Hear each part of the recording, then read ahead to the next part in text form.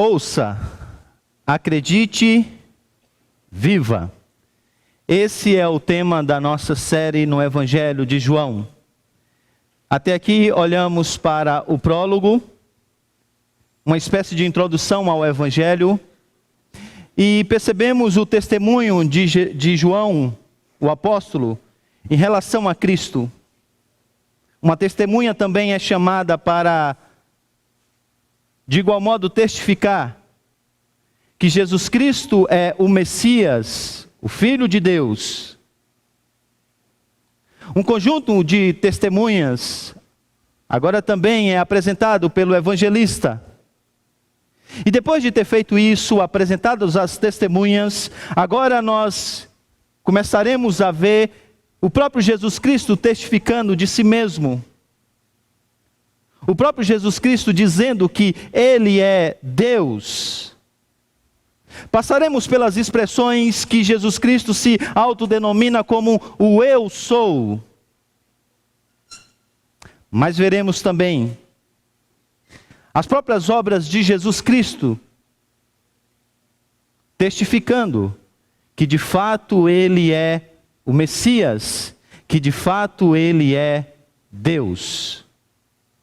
Capítulo de número 2, que é o texto dessa manhã, apresenta-nos o primeiro sinal, a primeira evidência feita pelo próprio Cristo Jesus, que testifica que Ele de fato é o Messias, Ele é o Filho de Deus. Abra sua Bíblia, João capítulo 2, e leamos os versos 1 até o verso de número 11. Evangelho de João, 2º capítulo. Esse será o texto da exposição dessa manhã. No terceiro dia houve um casamento em Caná da Galileia. A mãe de Jesus estava ali. Jesus e os seus discípulos também haviam sido convidados para o casamento. Tendo acabado o vinho, a mãe de Jesus lhe disse: eles não têm mais vinho. Respondeu-lhe Jesus: que temos nós em comum, mulher? A minha hora não chegou. Sua mãe disse aos serviçais: façam tudo o que ele lhes mandar. Ali perto havia 6 potes de pedra, do tipo usado pelos judeus para as purificações cerimoniais. Em cada pote cabia entre 80 e 120 litros. Disse Jesus aos serviçais: encham os potes com água. E os encheram até a borda. Então lhes disse: agora levem um pouco ao encarregado da festa. E eles assim fizeram. O encarregado da festa provou a água que fora transformada em vinho, sem saber de onde este viera, embora soubesse os serviçais que haviam tirado a água. Então chamou o noivo e disse: todos servem primeiro o melhor vinho, e depois que os convidados já beberam bastante, o vinho inferior é servido. Mas você guardou o melhor até agora? Você guardou o melhor até agora. Este sinal miraculoso em Caná da Galileia foi o primeiro que Jesus realizou.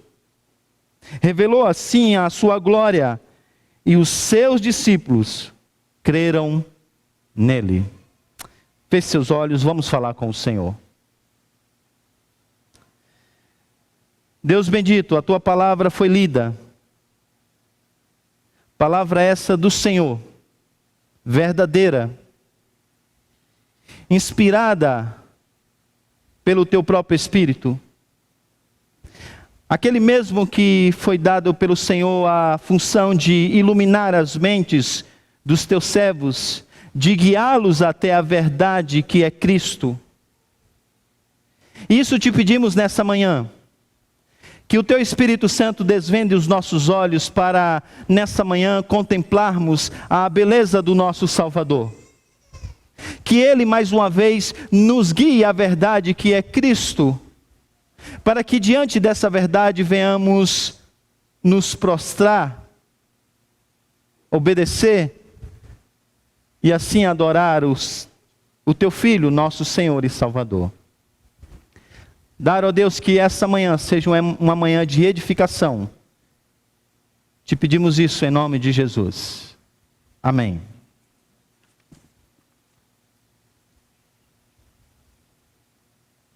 José Manuel da Conceição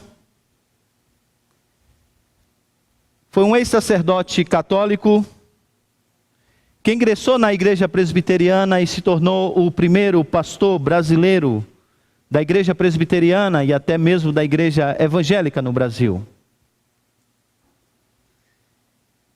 O ex-pároco, JMC, como é conhecido, ganhou um apelido que o tornou famoso: o Padre Protestante. Esse apelido foi depois dele tomar uma decisão de voltar às cidades as quais ele tinha servido como sacerdote, e diz os historiadores que inclusive entre elas a cidade de Limeira, na igreja Boa Morte, pregando o evangelho aos seus antigos fiéis. E assim fez ele até morrer aos 51 anos de tantas perseguições nesse Brasilzão e na região aqui de São Paulo. Ele voltou a pregar em todas as cidades, na tentativa de trazer luz ao verdadeiro evangelho, depois de ter ensinado, segundo ele mesmo pensava, tantas coisas que não eram certas. Bem, talvez o tempo que nós vivemos, e com o avanço da internet e das gravações de vídeo, não seja necessário mais voltar às cidades. Talvez seja necessário apenas enviar o link do vídeo à cidade. E eu tenho realmente a esperança de que algumas pessoas que ouviram um sermão lá em Sarduá, quando eu era missionário, tenham acesso a esse vídeo, para que agora possam saber o sentido desse texto, outrora pregado de uma maneira que não foi fiel a o que Cristo quis dizer nesse texto. Era um casamento, a noiva era da Igreja Assembleia de Deus e uma ouvinte assídua do programa de rádio da Igreja Presbiteriana da cidade que eu dirigia. E ela então pediu autorização ao seu pastor para que eu pudesse pregar no seu casamento. O pastor, que a esse tempo já era um pouco mais amigo da igreja presbiteriana, e a rivalidade já não era tão forte como outrora, permitiu que eu fosse pregar. E eu fiquei a pensar, qual o texto pregar em um casamento? Até que fui fazer uma pesquisa na Bíblia e descobri João capítulo de número 12, 2, quando Jesus então está em um casamento. Eu falei, eis aqui o texto. Eu não lembro bem o tema do sermão, mas eu lembro algumas divisões moralistas.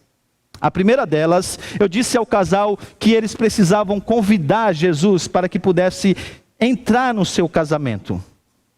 Eu disse para eles que quando Jesus ele entra no nosso casamento, e quando ele está no meio do casamento, nós precisamos então fazer uma segunda coisa, que é sempre levar a Jesus Cristo os problemas dos nossos casamentos. E devemos sempre esperar que ele faça um milagre diante do nosso casamento, que às vezes é marcado pelas tristezas e não pela alegria que o casamento deveria proporcionar. Bem, o tempo passou, aprendi um pouco mais sobre hermenêutica e exegese, e eu tenho esperança que nesse sermão a gente se aproxime um pouco mais do sentido do texto e deixe de lado essas questões periféricas. Não é o objetivo desse texto falar que o casamento ele é um sacramento, porque um dia Jesus Cristo esteve em um casamento, como diz a Igreja Católica.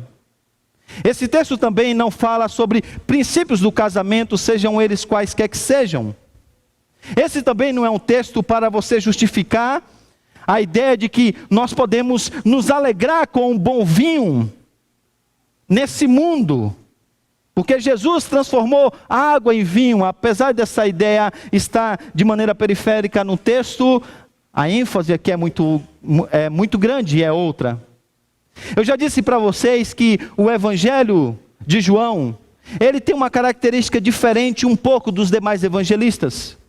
Porque enquanto os evangelistas tinham o objetivo de, principalmente, narrar a história de Jesus, o Evangelho de João, ele tem como propósito de trazer o significado teológico dessas narrativas.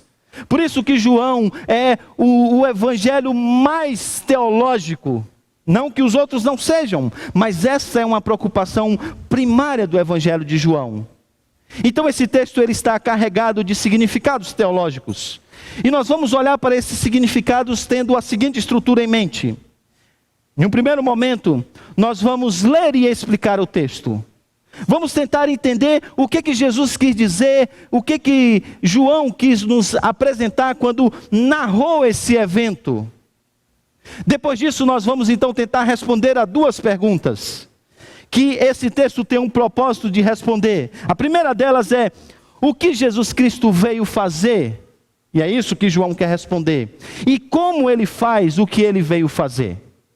Vamos então à descrição do texto. Vamos à leitura e à explicação do texto. Leve os seus olhos então até o versículo 1. É nos dito assim: no terceiro dia houve um casamento em Caná da Galileia. A mãe de Jesus também estava ali. E é nos dito então que Jesus e os seus discípulos também foram convidados para o casamento. O fato então deles serem convidados, isso mostra que o casamento é de alguém próximo. Talvez até mesmo um parente de Jesus. Afinal, Maria parece estar envolvida inclusive com os preparativos. O casamento nessa época acontecia da seguinte maneira: durante o período de noivado, que poderia se estender por vários anos, a noiva ela permanecia na casa dos pais. Quando chegava então o dia do casamento, o noivo ia buscar a noiva e levava então para a casa dele. E ali então era realizada uma grande festa. Essa festa ela era comunitária, era para toda a aldeia. E quem dava a festa não era apenas a família que recebia. Na verdade, era a aldeia que estava dando aquela festa. Uma celebração de casamento, ela poderia durar até mesmo semanas. A gente não sabe ao certo quando isso aconteceu, mas talvez ali nos primeiros dias de festa, talvez segundo, terceiro dia de festa, o vinho simplesmente acabou. E o versículo de número 3 então é nos dito: tendo acabado o vinho, a mãe de Jesus então disse: olha, eles não têm vinho. Eles não têm vinho. Bem, vinho na cultura judaica é sinônimo de alegria. Os rabinos, por exemplo, diziam que sem vinho não há alegria. Então ficar sem vinho é quase que o mesmo que declarar o final da festa. Além disso, a bebida acabar durante a festa, em uma cultura marcada pela honra e a desonra, era um verdadeiro escândalo social. É por isso que agora há uma preocupação de Maria, para que possa resolver esse dilema social. Bem, o vinho ter acabado, em uma cultura como a nossa, no mundo que nós vivemos, parece não ser um problema de etiqueta social, quando na verdade esse problema pode ser resolvido simplesmente indo à esquina, no supermercado, comprar alguma bebida ou qualquer comida que tenha faltado. No nosso caso, no caso da nossa família, é o supermercado Santo André, nosso santo vizinho. É o slogan, não que eu creio. No entanto, pense que aqui é diferente. Não há supermercados, muito menos grandes centros que funcionam 24 horas. E agora, o que fazer? A época provável desse casamento mostra também que não é fácil achar esse tipo de mantimento que está faltando. Só para vocês terem uma ideia do escândalo que isso poderia ser e da vergonha. Era comum na festa de casamento você dar o presente em dinheiro. E era esse dinheiro que bancava parte da festa. Então estão ali os convidados, que de certo modo alguns deles pagaram por aquela festa, e de repente o vinho simplesmente acaba. A festa parece chegar ao fim. Bem, as mulheres ficavam normalmente na cozinha, por isso Maria sabe que o vinho acabou. Não faz parte da etiqueta as mulheres entrarem no ambiente onde os homens estão celebrando.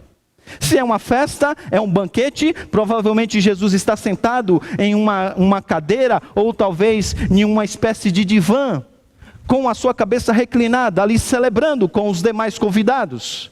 Maria então chega, se aproxima de Jesus, e ela diz: olha, eles não têm vinho, o vinho acabou. A pergunta a ser feita aqui é: o que Maria esperava quando ela levou essa informação a Jesus? O que ela pretendia? Alguns comentaristas dizem que ela simplesmente desejava informar a Jesus Cristo sobre o término do vinho sem nenhuma expectativa. Mas isso não me parece ser uma maneira de olhar para o texto à luz do seu contexto e à luz do próprio texto. Porque se você observar, você vai perceber que havia uma expectativa de Maria, tanto que ela disse para os serviçais: olha, faça tudo o que ele disser. Ela espera que ele faça algo. Mas que tipo de expectativa é essa? Alguns acham que na verdade Maria já previa um grande milagre. Eu não sei se vocês sabem, mas há uma cultura do segundo século que diz que Jesus Cristo era uma criança que fazia coisas extraordinárias num período da sua infância, que a Bíblia pouco descreve. Algumas informações que não são verdadeiras, de que Jesus, por exemplo, brincando como criança, ele transformava pássaros de barro em pássaros vivos que começavam a voar. Dizem, por exemplo, que ele, uma vez repreendido pelo professor, ele o matou e depois o ressuscitou.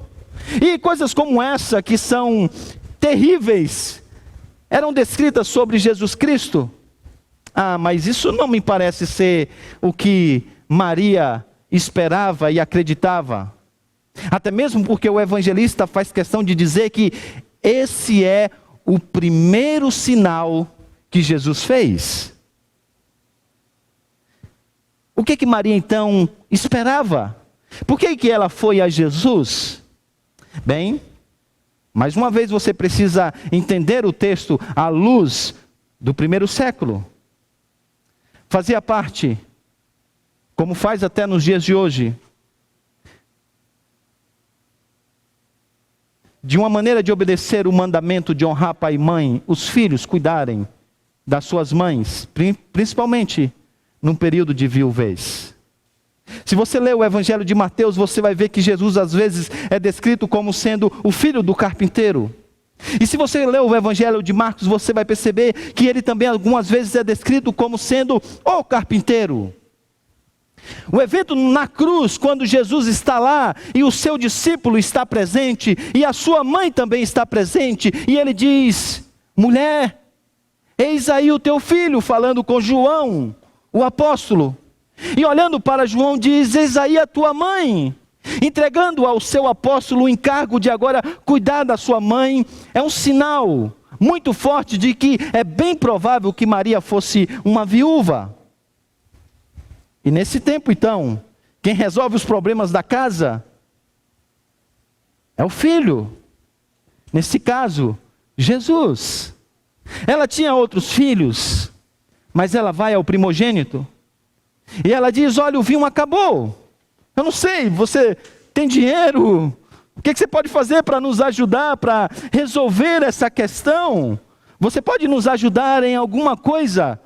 E aí então a resposta de Jesus a essa pergunta é a seguinte, veja o versículo de número 4, quem temos nós em comum, mulher?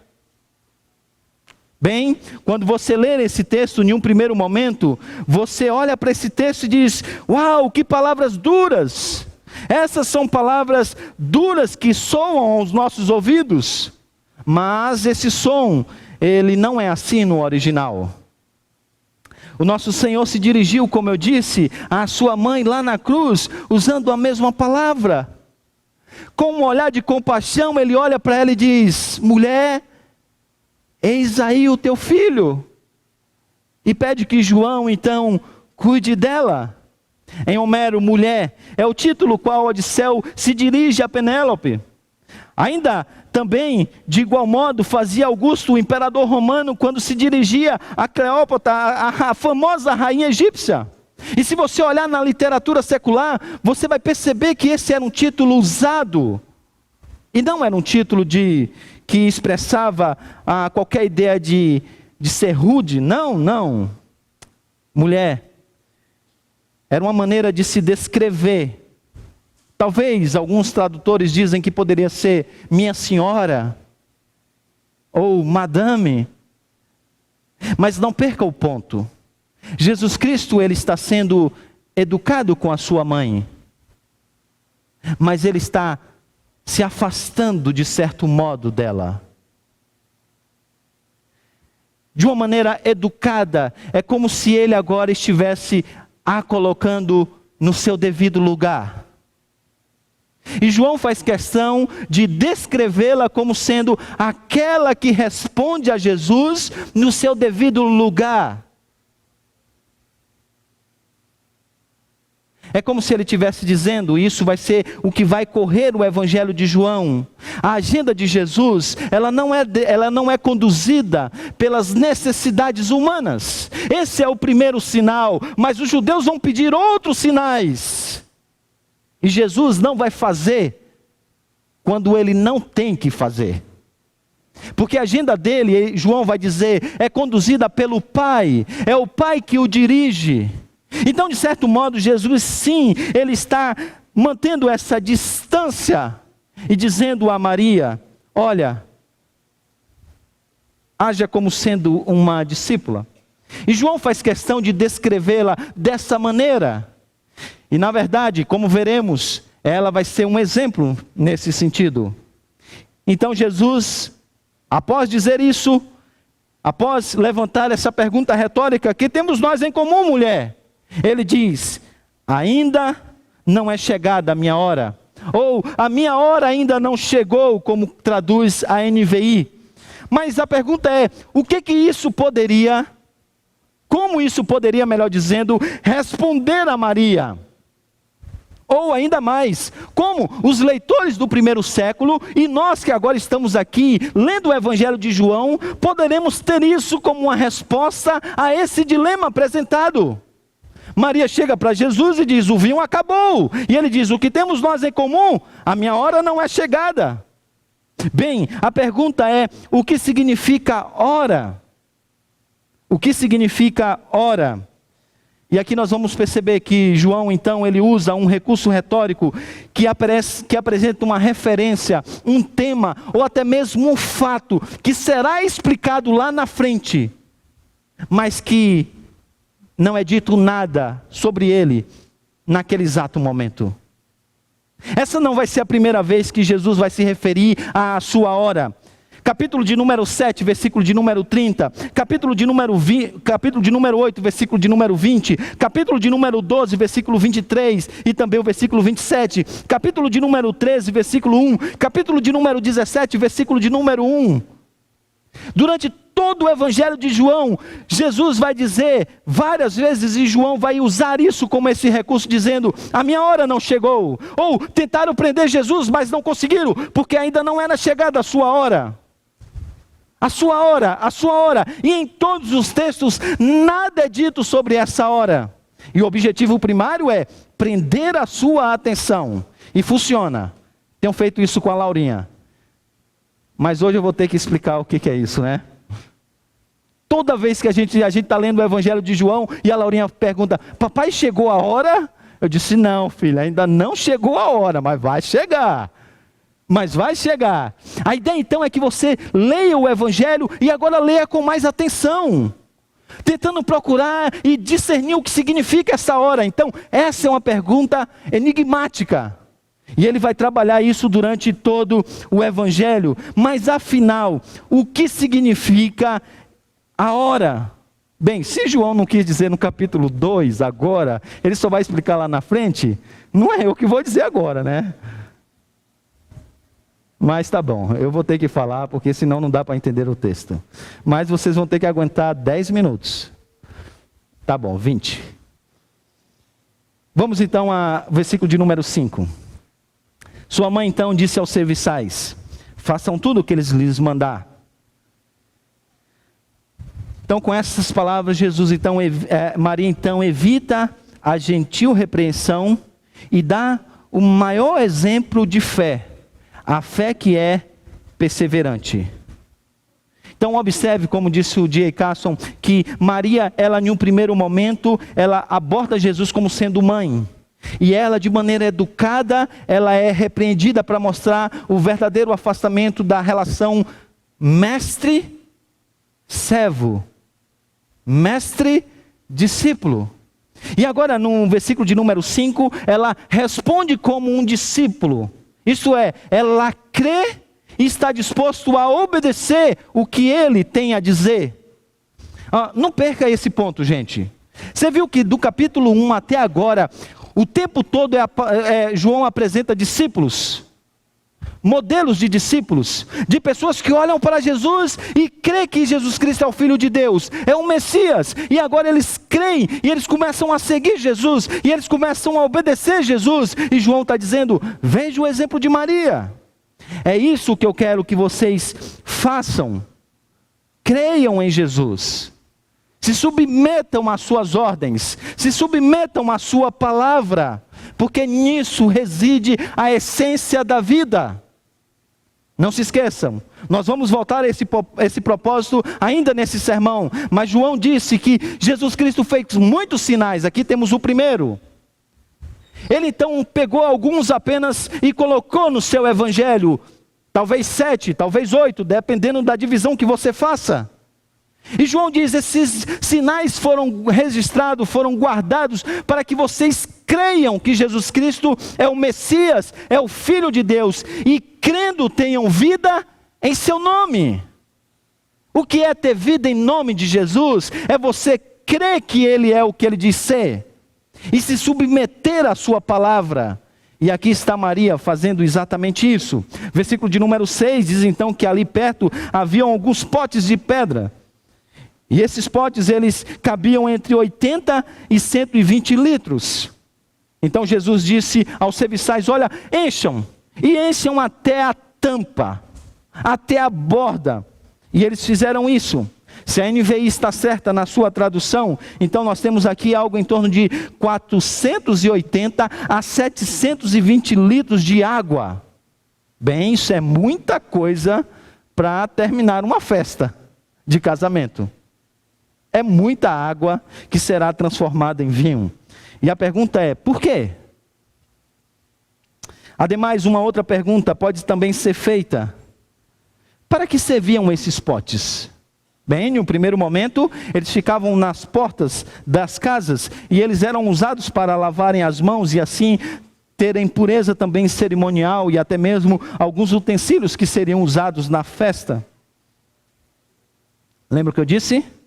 João, ele é o dos evangelistas que dá o sentido teológico da narrativa. Ele fará isso mais uma vez. Mas nós chegamos ao versículo de número 8. O texto então diz que eles encheram os potes, encheram até a borda, e Jesus disse: olha, leve então ao encarregado da festa, ao mordomo, aquele que provavelmente era um parente e que era o responsável por cuidar da festa. E eles então assim fizeram, levaram então o encarregado. E aí quando ele tomou, ele disse assim: espera aí, foi ao noivo, chamou o noivo e disse: eu não estou entendendo agora. Porque normalmente as pessoas servem,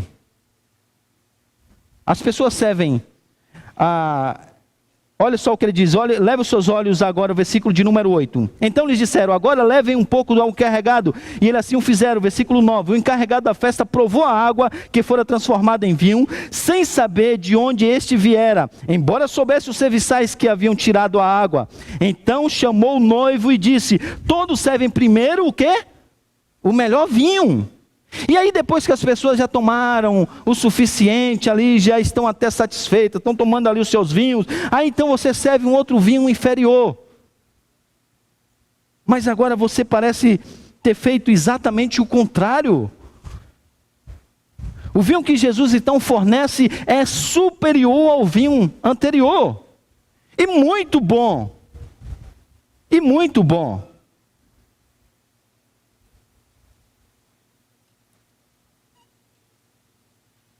Chegamos ao versículo de número 11. E ele encerra então a narrativa. Esse sinal miraculoso em Caná foi o primeiro, o princípio, que Jesus realizou. Revelou assim a sua glória. E os seus discípulos creram nele. Bem, aqui nós precisamos entender uma coisa que vai nos ajudar a compreender a passagem. O que significa sinal? Existem algumas palavras para descrever um milagre. E essas palavras elas eram usadas no contexto do Novo Testamento. Dinamis era a palavra mais comum, que falava sobre um poder sobrenatural, ou descrevia obras poderosas. Ainda uma outra palavra que era usada para falar de milagres.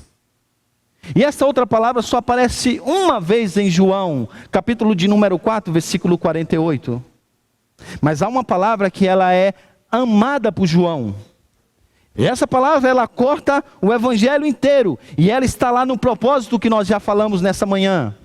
É a palavra semeiam, sinal. E por que João então resolveu usar essa palavra? Porque ela é carregada de significado teológico. Um sinal, ele não tem um fim em si mesmo. Um sinal não é descrito para simplesmente mostrar-se e ser um fim em si mesmo. Não, não, não. Jesus não está fazendo, segundo João, manifestações simples de poder, curando pessoas. Jesus também não está usando truques de mágica para impressionar as massas. Observe que Jesus sempre faz isso de uma maneira muito velada. Ele não chama todo mundo e diz: olha, chama o pessoal da festa. É assim que são os milagres hoje. Chama todo mundo. Vamos colocar aqui ao redor. E ele diz: coloquem água. Estão vendo? É água. Mas veja agora, se tornou vinho. É vinho. Bebam. Porque para João, o importante não é apenas o sinal em si, mas para onde ele aponta. Em alguns casos, João vai dar a dica no Evangelho, porque Jesus Cristo vai multiplicar os pães e peixes, e depois Jesus vai dizer, eu sou o pão da vida. E é para isso que o sinal está apontando, para aquilo que ele é e o que ele faz. Então, bem, esse texto tem alguma coisa a dizer sobre Jesus Cristo, o que ele é, o que ele faz. A ênfase aqui não está na maneira como ele entra no nosso casamento e pode transformar e pode mudar. Não, não, não. A ênfase aqui tem muito a ver com o que ele é e o que ele faz. E a pergunta é, o que ele quer que nós entendamos à luz dessas coisas? O que ele pretende fazer? Então, isso nos ajuda a responder as duas perguntas que eu disse que responderia nessa manhã. A primeira delas, o que ele então veio fazer? Depois de dizer quem ele é, capítulo de 1 inteiro, há uma série de descrições. Ele é o Filho de Deus, ele é o Cordeiro de Deus, ele é o Messias, ele é isso, ele é aquilo. João diz agora, veja o que esse, que é o Logos, que se fez carne, veio fazer nesse mundo. E o que ele veio fazer? Bem, agora então a gente precisa entender o enigma que é apresentado na resposta de Jesus. Maria disse, acabou o vinho. Jesus diz, o que nós temos em comum, mulher? A minha hora não chegou. Bem, a primeira coisa que você precisa entender é que isso é comum no Evangelho de João. Jesus chega para Nicodemos e diz, você precisa nascer de novo.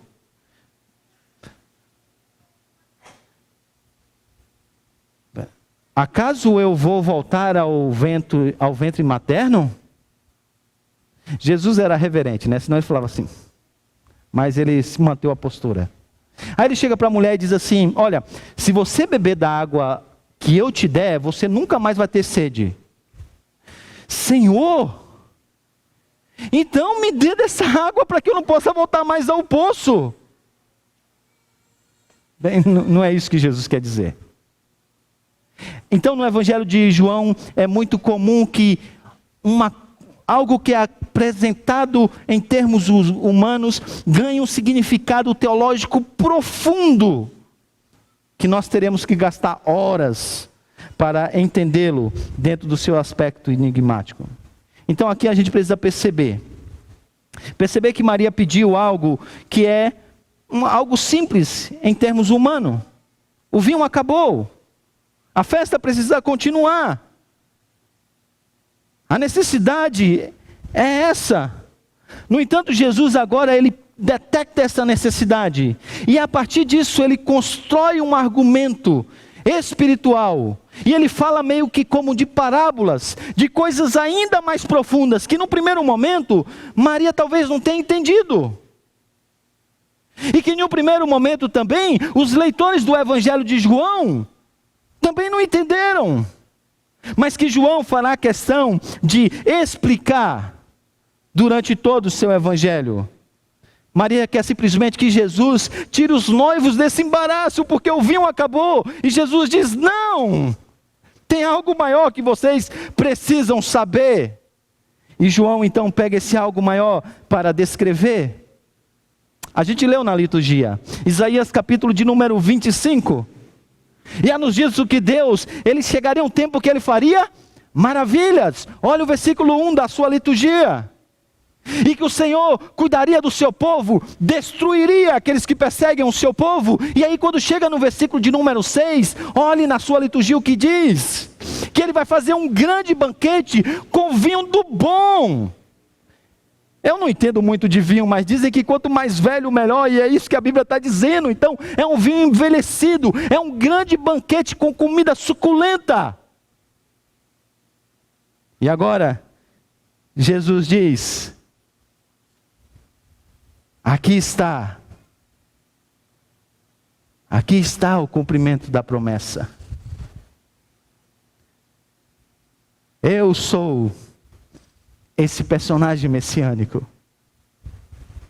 Se você quer desfrutar do melhor que Deus tem para o seu povo, você precisa me conhecer. Porque sou eu quem convido para participar desse banquete. Apocalipse diz que felizes são aqueles que serão convidados para esse banquete. E ele diz: eu convido. E eu banco a festa. Eu vou bancar essa festa. Eu vou dar o melhor vinho. Eu vou dar a melhor comida. E farei isso por mim mesmo, sem a ajuda de ninguém. Porque eu sou o Messias prometido. E João é como se ele estivesse dizendo: veja, gente, aqui está mais uma evidência de que de fato ele é o Messias. Ele é o Messias prometido. Ele é o noivo messiânico. Ele é aquele que veio agora para inaugurar uma nova era. E por isso que no versículo de número 7 ele disse: mas encham, gente, coloque água nesses potes, mas coloque até a borda, até estar perto de transbordar. É muito vinho para um casamento? É, mas é assim na era messiânica. Na era messiânica é tudo muito, é tudo profundo. É isso que Jesus está dizendo. Assim será marcado o meu reino. João vai chamar isso de vida, e vida em abundância. E ele então agora fornece esse vinho que é superior a tudo. Agora não perca o detalhe, por favor, não perca um detalhe importante que nos é apresentado. Note o que ele diz no versículo de número 6. Ali perto havia 6 potes de pedra, e são nesses potes que a água é colocada antes de ser transformada em vinho. Só que João faz questão de colocar uma nota de rodapé. O tipo usado pelos judeus para as purificações cerimoniais. João não colocou isso por acaso. Nós estamos agora adentrando na seção maior do Evangelho de João, que vai até o capítulo de número 12. Essa seção maior, ela é subdividida em seções menores. A seção que o nosso texto está inserido aqui agora, é a seção que vai do capítulo 2:1 a 4:54. E essa seção vai ser marcada pela substituição do velho por algo novo. Será o novo vinho do reino de Deus. Aqui depois vai ser conectado por João, e nós vamos ver isso exemplificado na ceia do Senhor, como sendo o sangue de Cristo. Essa é a razão pela qual o que João diz, se nós confessarmos os nossos pecados, Ele é fiel e justo para nos perdoar os pecados e nos purificar de toda injustiça. Porque não vai ser mais com uma água que aponta para um cerimonial, que você vai estar limpo para se apresentar diante de Deus. João vai mostrar que isso será possível através do sangue de Jesus, e somente pelo sangue de Jesus. E João vai dizer que o velho templo, e esse é o parágrafo da próxima exposição, será mudado para um novo templo, ou será substituído, melhor dizendo, pelo novo templo. Jesus! Ele mesmo disse, olha, eu vou destruir esse templo, mas eu vou reconstruir em 3 dias. A verdadeira adoração não será mais em Jerusalém ou qualquer outro lugar. Será em espírito e em verdade. E as coisas velhas vão sendo substituídas por coisas novas. E essa é a maneira de dizer, a nova aliança chegou. E quem traz essa nova aliança é o Messias, é o personagem messiânico. Então o que ele veio fazer? Ele veio para reverter os efeitos da queda. E por isso ele vai fazer muitos sinais. Alguns sinais vão envolver a mudança da matéria. Alguns sinais vão envolver uma transformação ou um ajustamento de algo que está desajustado na criação. Alguns sinais vão envolver a nossa própria pessoa. E ele vai dizer para o cego, veja, para mostrar aquilo que ele fará no último dia, quando ele há de transformar o nosso corpo. Quando nós não mais teremos que lidar com os efeitos da queda sobre o nosso corpo, sobre a nossa alma. Ele fará isso. Onde nenhum corpo transformado, nenhum reino preparado por Ele mesmo. Nós desfrutaremos da vida e da plena vida. Nenhum reino marcado por quê, irmãos? Pela alegria. Ele diz, é isso que eu vim fazer. Eu vim bancar a festa.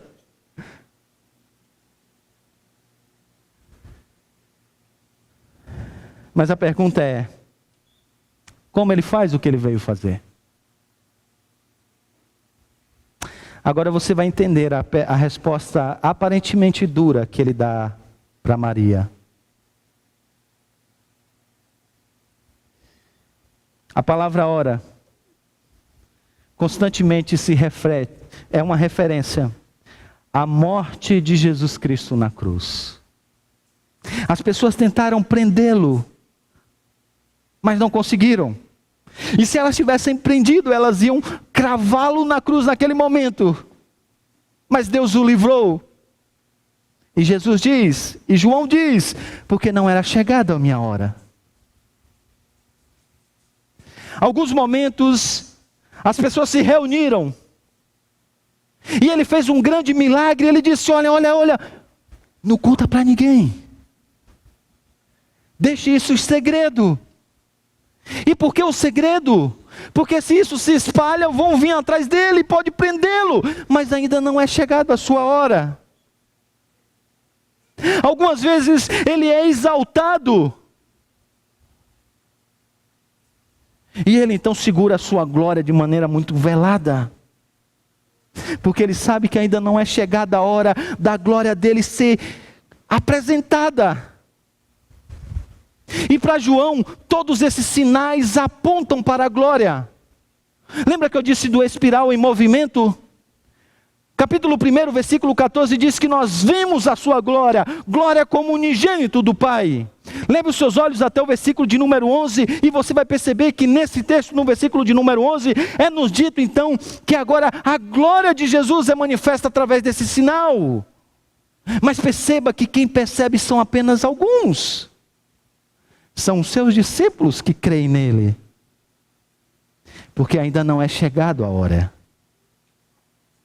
Haverá uma hora que a glória de Cristo cobrirá toda a terra, como as águas cobrem o mar. Mas diz João, diz Jesus, ainda não é chegado a minha hora. A hora de Cristo, então, é uma referência aos últimos eventos da sua vida. Sua morte, ressurreição e assunção. Quando finalmente a glória de Deus será revelada no Filho. Agora, por que isso é importante? Por que isso é importante para o propósito de João? Porque agora, se você entende essas realidades, você lê esse texto com outros olhos. Perto da cruz de Jesus estavam a sua mãe, outras pessoas e os discípulos também.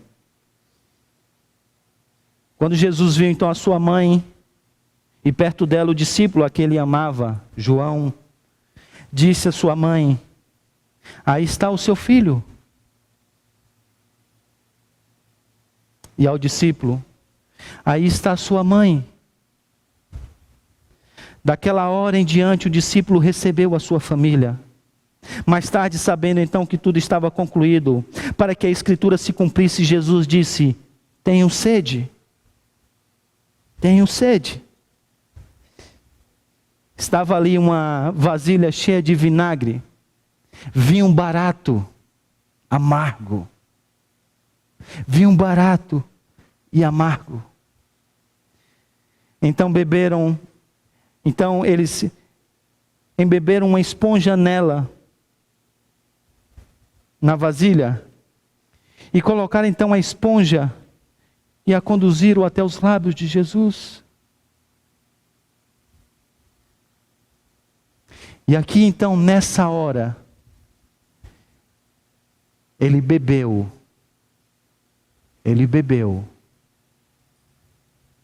do cálice da ira de Deus.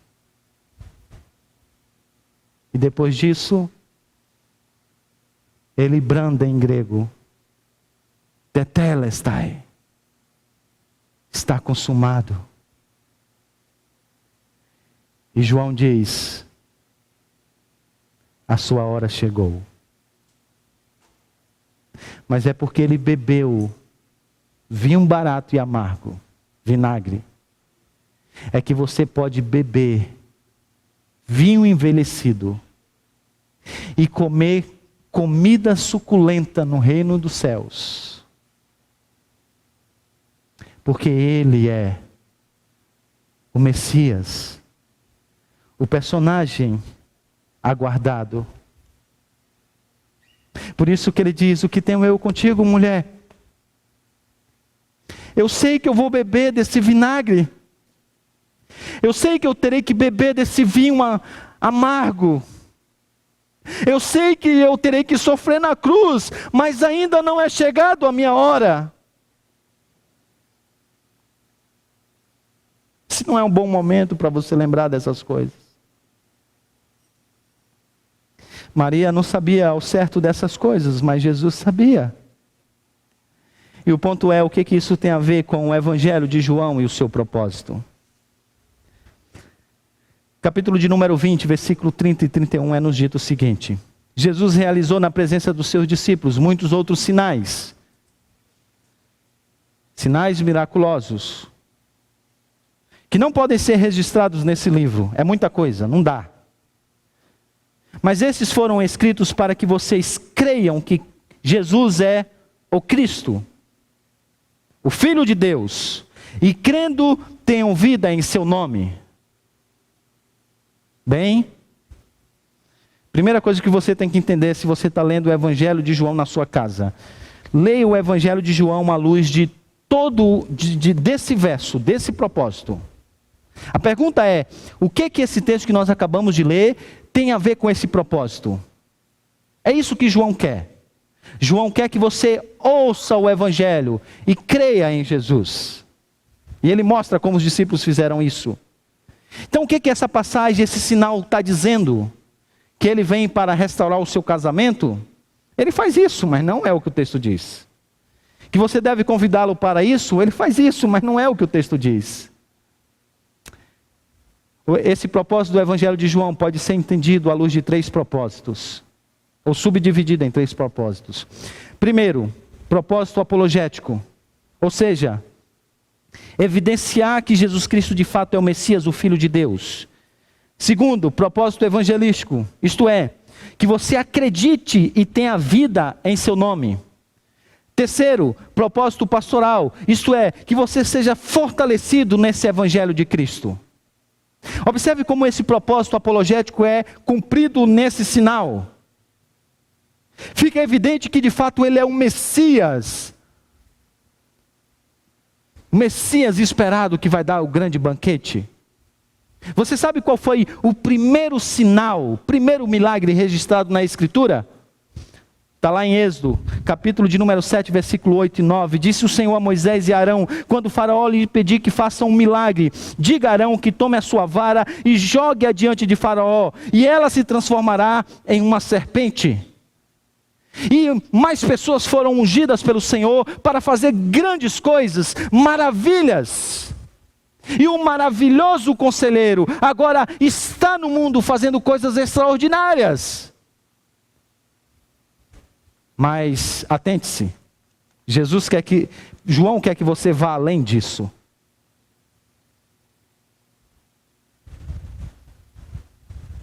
Há uma cena que Jesus está no barco com os seus discípulos.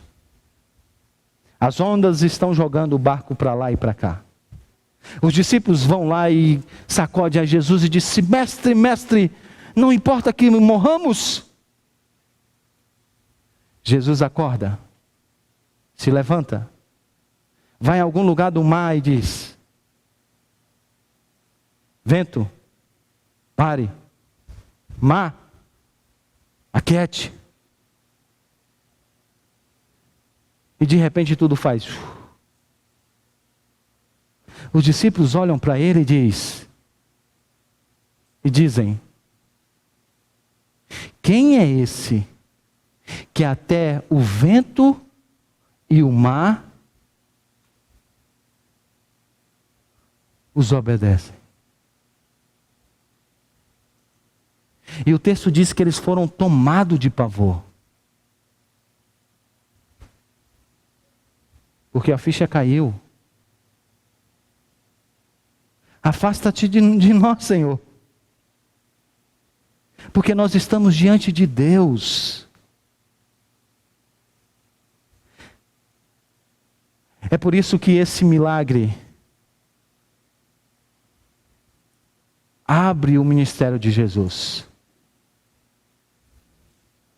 Porque é um evento extraordinário a transformação que aqui acontece. Só que é Deus transformando água em vinho. Não é Deus fazendo isso na instrumentalidade de um servo ungido. João está dizendo: o Logos se fez carne e habitou entre nós. Cheio de graça e de verdade. Eis aqui o Filho de Deus. Eis aqui o Filho de Deus. Eis aqui o Filho de Deus. Eu não sei se você sabe, mas foi Jesus Cristo que criou a água. Ele que também criou a videira. Ele que criou a uva e o suco da uva. E eu não sei se você sabe também, mas foi ele que criou o processo de fermentação, para que o suco vire um bom vinho. Então, por mais que você beba um bom vinho indicado pelo Tiago, dê glória a Cristo. Sempre. Ele que criou tudo isso. E lá no prólogo diz que no princípio era o Verbo, e o Verbo era Deus, e o Verbo estava com Deus, e todas as coisas foram criadas por Ele, e sem Ele nada do que se fez poderia ser feito. E João diz: eu vos apresento o Criador.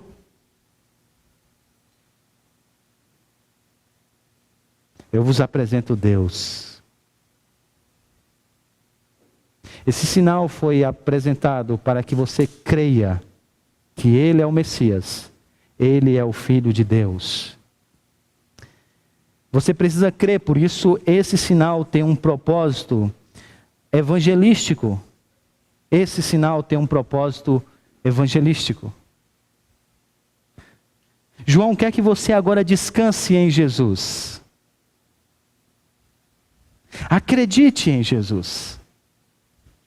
Falei recentemente, uns dias desses, em um aniversário de criança, que quando aquele filme O Senhor dos Anéis foi lançado, os críticos literários e as elites culturais criticaram esse tipo de gênero literário, seja ele apresentado em forma de livros ou através do cinema, porque já não condiz mais com a realidade.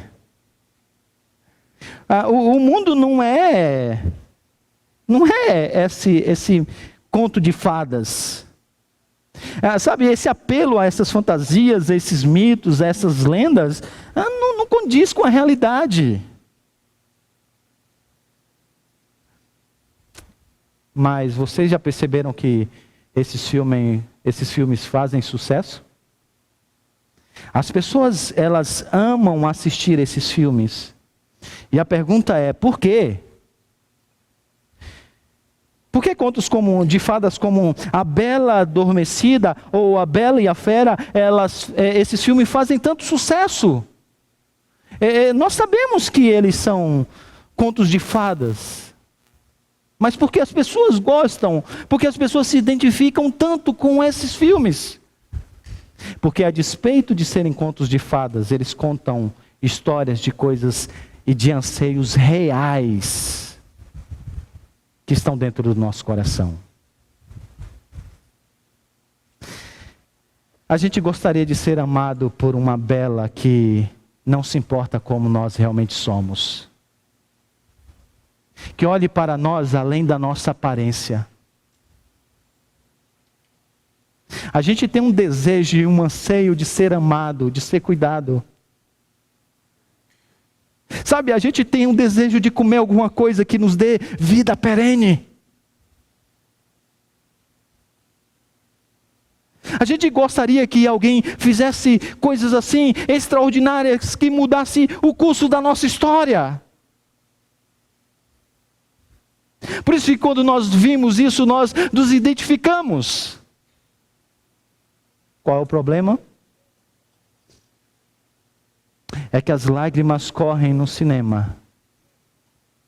Aquilo mexe com a gente. A gente vai embora para casa e a gente sabe que aquilo não é verdade. Mas aqui está João dizendo que tem alguém que transforma a água em vinho. Tem alguém que dá nova vida. Tem alguém que traz você de um reino e põe em outro reino. E você olha e diz assim, mas é um banquete assim. Ah, sim é. Mas é demais, parece coisa do outro mundo. Sim, é do outro mundo. Espera aí, deixa eu esfregar os meus olhos, eu não acredito que eu estou vendo isso.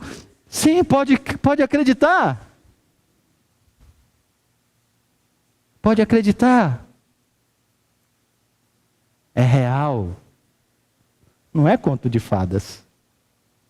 É por isso que o Evangelho não começa dizendo, era uma vez. Não. Tem ideia de princípio, mas não é uma história de era uma vez. É real. E a gente pode descansar e acreditar em Jesus. Mas esse também, Evangelho tem, além de ter um propósito apologético e evangelístico, ele também tem um propósito pastoral. Sim, há um propósito pastoral aqui. João quer que você seja animado por esse Evangelho. Animado por esse Evangelho. E João quer que você lide com o presente, com um olhar no futuro. João quer que você lide com o presente, com um olhar no futuro. Há um certo sentido de que a hora ainda não chegou. Na teologia, os teólogos chamam isso de já e ainda não. É uma realidade, mas ainda não é plena, porque a hora ainda não chegou. Mas João quer que você saiba que ela vai chegar. Ela vai chegar. Mas Jesus já antecipou algumas coisas. Como ele antecipou lá no milagre de Caná. Sim. Jesus sentiu a angústia de viver em um mundo caído. Jesus chorou diante do túmulo de Lázaro, ao ver os efeitos da queda na vida do ser humano. Aqui ele está sentindo antecipadamente o gosto amargo do vinagre que ele beberia na cruz.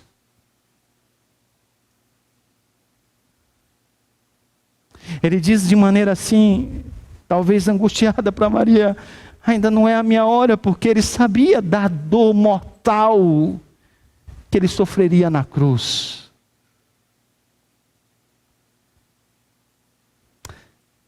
Mas por isso, a angústia proporciona-nos agora a alegria de viver em um mundo restaurado. Suas lágrimas é a razão do nosso riso. O gosto amargo do vinagre que ele tomou na cruz agora possibilita-nos beber do vinho envelhecido escatológico, de uma vida marcada por justiça, alegria e paz. A dor mortal na alma agora é curada pela vida eterna que recebemos dele. Por isso que João tem um propósito pastoral.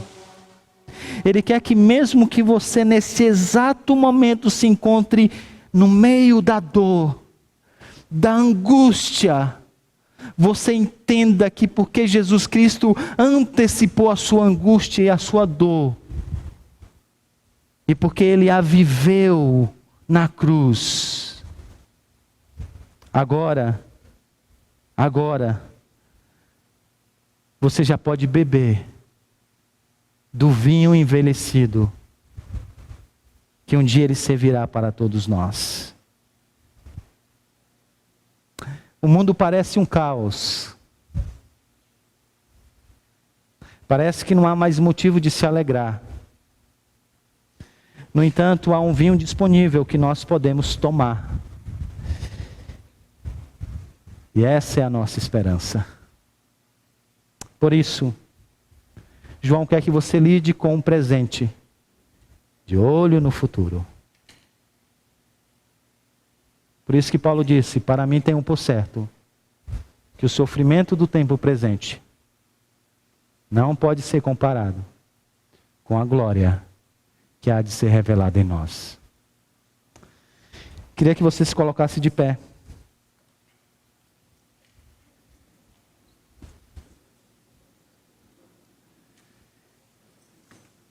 Vamos nós aqui agora antecipar, ter um antegozo, um flash histórico daquilo que nós vamos desfrutar no céu.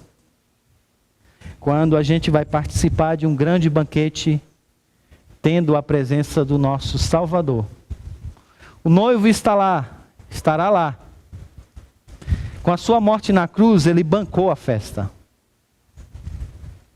É abundância, sim.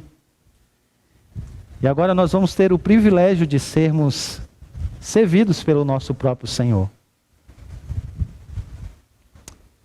Essa não é uma realidade só para o futuro. João quer que você já creia e desfrute disso agora. Quanto mais a gente entende quem é Cristo, o que Ele veio fazer e como Ele fez o que Ele veio fazer, mais isso que nós vamos cantar é uma realidade nas nossas vidas. Vamos cantar todos juntos.